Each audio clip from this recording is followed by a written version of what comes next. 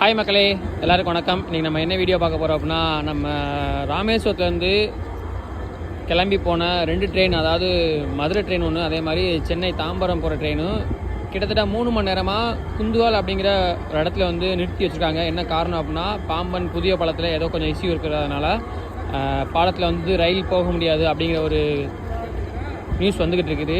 அதுக்கு வந்து பார்த்திங்க அப்படின்னா, இப்போ வந்து பாலத்தில் ட்ரெயின் அப்படியே நிற்கிதுங்க. கிட்டத்தட்ட ஒரு 2-3 ஹவர்ஸாக பேசஞ்சர்ஸ் ரொம்பவே கஷ்டப்பட்டுட்டு இருக்காங்க. ஏன்னா வந்து சென்னை போகிறவங்க 4 மணிக்கு ட்ரெயினில் ஏறியிருப்பாங்க. அவங்க மணி இப்போ பார்த்திங்க அப்படின்னா 6 மணி ஆகிடுச்சுங்க.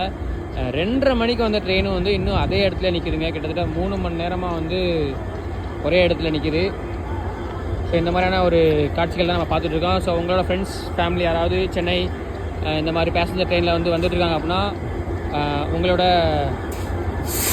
இந்த மெசேஜை வந்து அவங்களுக்கு ஷேர் பண்ணுங்கள், என்ன இஷ்யூ அப்படிங்கிறத.